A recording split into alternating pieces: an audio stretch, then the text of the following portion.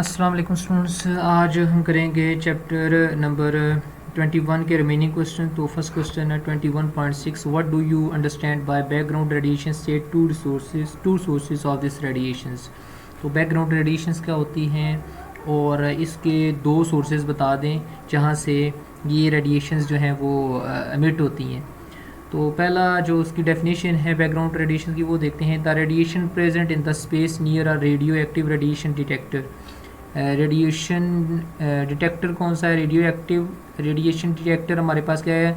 Geiger tube है, तो जिसका पूरा नाम है गीगर मुलर ट्यूब। तो वो उससे हम क्या करते हैं कि जो स्पेस के अराउंड हमारे पास रेडिएशंस मौजूद होती हैं वो डिटेक्ट हो जाती हैं। तो ये एक्चुअली क्या है? बैकग्राउंड रेडिएशंस हैं। अब ये जो इन्वायरमेंट में या स्पेस में रेडिएशंस पाई जाती हैं, डिटेक्ट की जाती हैं किसी भी रेडियो एक्टिव डिटेक्टर से, उसको हम क्या बोलते हैं? Background radiations.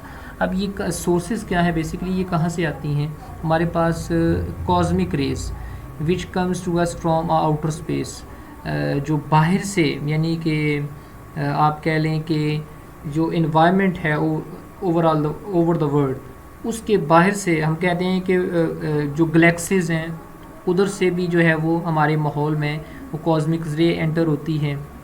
अब कॉस्मिक रेज क्या होती हैं? ये वेरी हाई एनर्जी फोटॉन्स होते हैं and atomic nuclei which move through space at nearly the speed of light. They originate from the sun, from outside the solar system and from distant galaxies से ये हमें cosmic rays मिलती हैं। और दूसरा source क्या हमारे पास? The presence of radio active material in the atmosphere.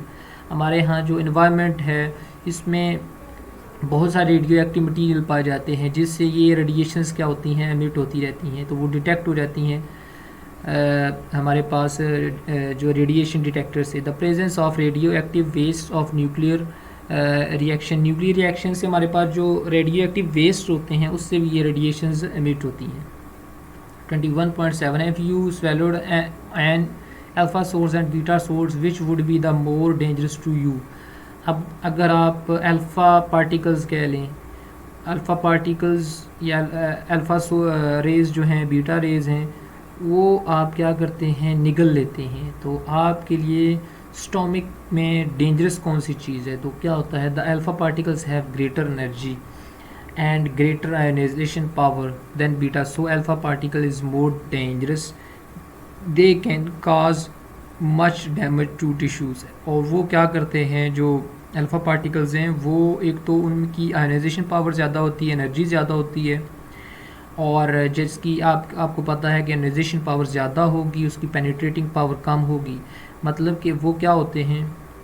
वो पेनिट्रेट नहीं कर पा सकते, मूव नहीं कर सकते मज़ीद, वो वहीं पे रुक जाएंगे और आयोनाइजेशन प्रोसेस करते रहेंगे, एनर्जी भी इनकी ज़्यादा होती है, तो ये क्या कर देंगे? Damage to tissue bodies. तो ये हमारे पास था 21.18, which radiation dose you would deposit more energy to your body, 10 milligray to your hand और 1 milligray to your entire body. हमारे पास जो रेडिएशन डोज हैं, एक तो हम कहते हैं कि 10 मिली ग्रे जो है वो आपके हैंड को दी गई है और 1 मिली ग्रे जो है वो आपकी इंटायर बॉडी को दी गई है। तो हमारे पास जो है वो कितनी जो है एनर्जी जो है वो डिपॉजिट हुई, ज़्यादा डिपॉजिट हुई है। तो हम we know that absorb dose किसके इक्वल है? कि जितने भी मैस पर जितनी एनर्जी अब्जॉर्ब हुई है उसको क्या कहते हैं? अब्जॉर्ब डोज कहते हैं।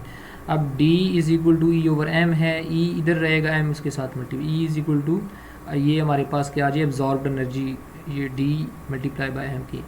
अगर हम करते हैं कि 10 मिली ग्रे है तो क्या करेंगे? वैल्यूज़ पुट कर दें इधर, डोज की जगह D की जगह, तो ये आ जाएगा, ये मैस है M1।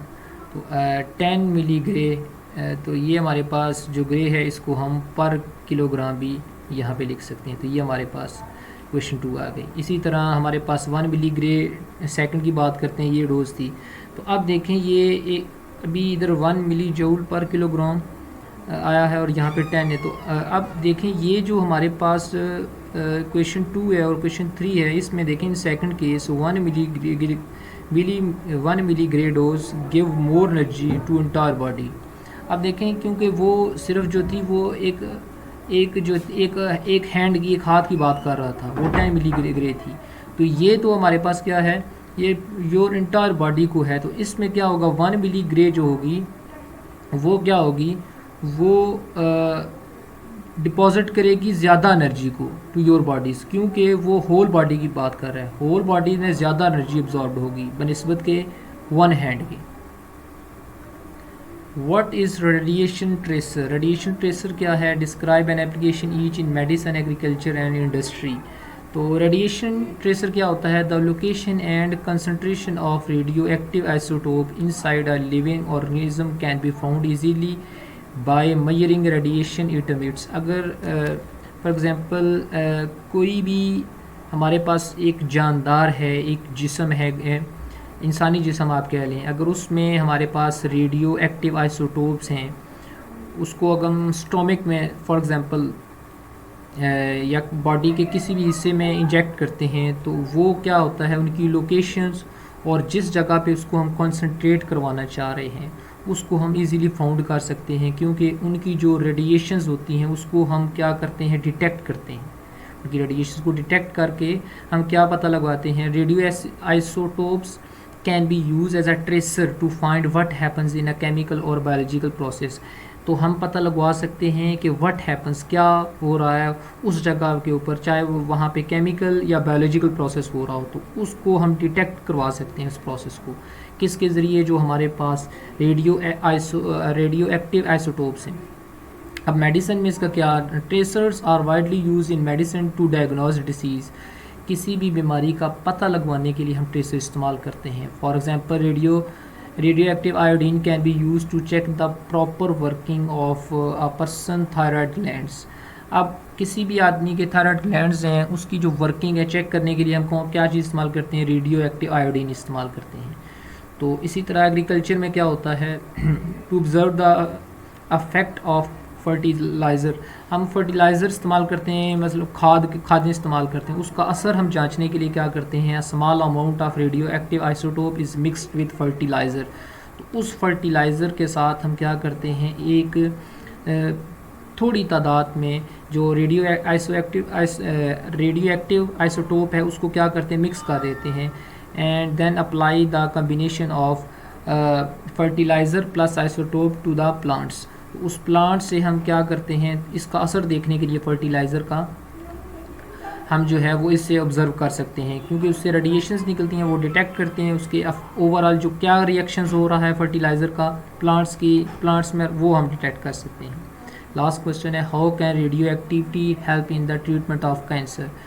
तो कैंसर के लिए ये हमारे पास कौन सा है, रेडियो एक्टिव कैसे हेल्प करती है? Cancerous cells which increases rapidly absorb more radiations and more easily destroyed than normal cells by ionising radiations.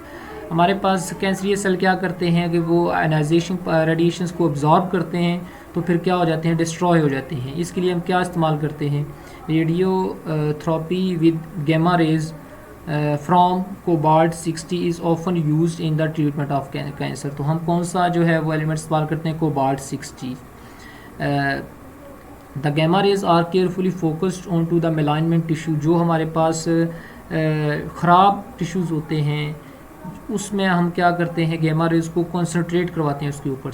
Strict safely precautions are necessary for the patient and the attendant medical staff. तो अब उसकी जो radiations हैं उसका effect जो है वो dangerous भी हो सकता है। इसके लिए हमें क्या करनी पड़ती हैं कि हिफाजती तदाबीर इस्तेमाल करनी पड़ती हैं। स्टूडेंट्स, आज के ये क्वेश्चन थे। उम्मीद है आपको हमारा आज का लेक्चर पसंद आया होगा। चैनल को सब्सक्राइब करें और बेल आइकन को ज़रूर क्लिक करें ताकि नई आने वाली वीडियोज़ को आपको मिलती है। Thank you.